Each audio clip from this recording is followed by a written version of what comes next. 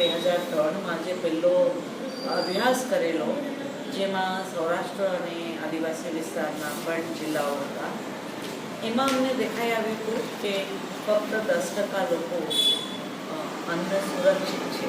એનો અર્થ છે કે એ પોતાની જાતને માને છે કે અમારી ઘરી પૂરતી છે. 12% લોકો એવા હતા જે ખરેખર માંગીને અધૂરું કે ફક્ત સૂકો રોટલો એવું ખાતા હતા અને પૂરતું નહોતું ખાતા. અને 80% લોકો એવા હતા જેમની થાળી અપૂરતી હતી, જેમને 7 થી 9 મહિના અથવા 6 થી 8 મહિના ભૂખ વેઠવી પડતી હતી કોઈકને કોઈક રીતે. એટલે 10 વર્ષના કાયદા પછી અન્ન સુરક્ષા અધિકાર અધિનિયમના કાયદાનું ઝડપમાં રહ્યું, કોર્ટમાં પણ રહ્યું અને રસ્તા પર પણ રહ્યું. અને 2013ના કાયદામાં જ્યારે 35% લોકો બીપીએલમાં હતા, ત્યાંથી વધીને આજે 80% આદિવાસી વિસ્તારોમાં અને 75% ગુજરાતમાં ગ્રામીણ વિસ્તારોમાં પીડીએસની નીચે સમાવેશ થયેલા છે. એટલે અમને થયું કે અમે લોકોએ ફરી અભ્યાસ કરીએ કે કેટલી પરિસ્થિતિનો ફરક આવ્યો છે. ખેડથી જણાવવું પડે છે કે 10%થી ફક્ત 12% લોકો એવા વધ્યા છે જે અન્ન સુરક્ષિત છે. આ વંચિત સમુદાયોની જ વાત છે. વંચિત સમુદાયોમાં પણ ખાસ કરીને વંચિત પરિવારો, જેમાં કોઈક 30% પરિવારોમાં કોઈ વૃદ્ધ કે એકલ બેન કે વિધવાનું પરિવાર છે, અને બીજા 60% પરિવારો શ્રમિકોના પરિવારો અને ખાસ કરીને સ્થળાંતર કરતા શ્રમિકોના પરિવારો છે. આ મોરબી, ભાવનગર, પંચમહાલ, દાહોદનો ડેટા કહી રહી છું. એટલે કહેવા માટે કે જે ખરેખર 20 વર્ષ પહેલાં જે પરિવારો ભૂખ સાથે જીવતા હતા, આજે ફક્ત 2% પરિવારો એમાંથી સુધારો થયો છે જેને પૂરતું ખાવાનું મળે છે. હજી 80% લોકોને અપૂરતું પોષણ રહિત ખાવાનું ખાઈ રહ્યા છે. ફક્ત રોટલો અને અઠવાડિયામાં 2 જ વખત દાળ અથવા શાક, એટલે આખી ભરેલી થાળી જે 5 તત્વો મળવા જોઈએ એ મળી નથી રહ્યું. એની સાથે જોઈએ કે જે આઈસીડીએસની યોજનાઓ અને કાયદો, રાષ્ટ્રીય ખાદ્ય સુરક્ષાનો કાયદો માતૃત્વ હકની વાત કરે છે.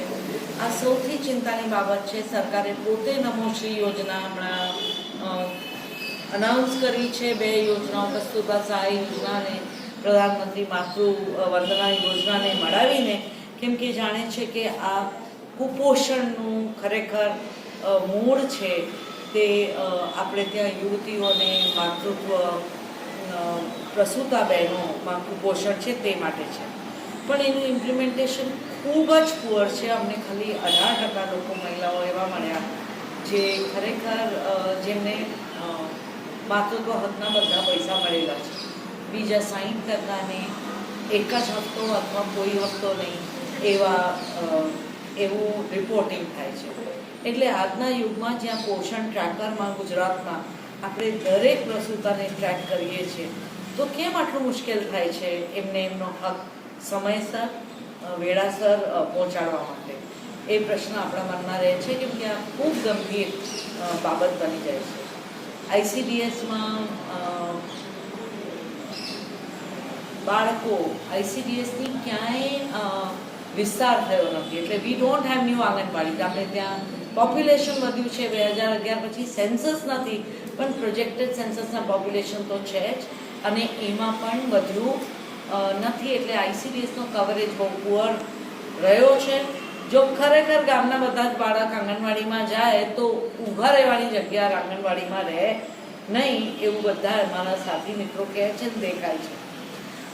સૌથી વધારે ચિંતાની વાત ગુજરાતમાં આવી, ફક્ત 3% વિકલાંગોને વિકલાંગ સહાય અમારા સર્વેમાં દેખાય છે કે મળે છે, અને અંત્યોદય કાર્ડ મળતા નથી.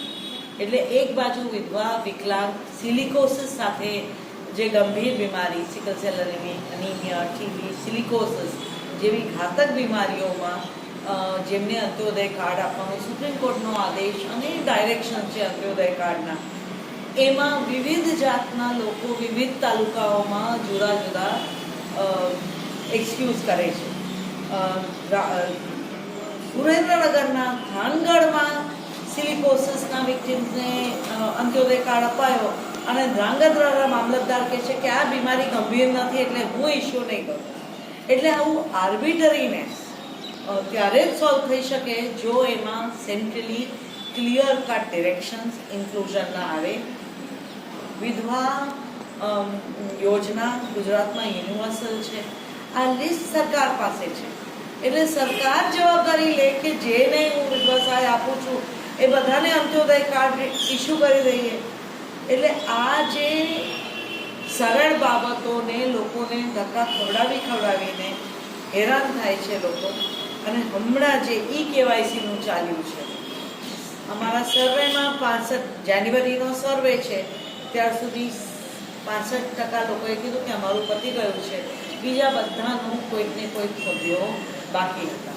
અને હવે કેવાયસીને જોડી દીધું છે કે આ કેવાયસી નહીં પતે એમને અમે લાભ નહીં આપ્યો, અમે એમને રાશન નહીં આપ્યું. આ ફંડામેન્ટલ રાઇટ છે, કાનૂની હક છે.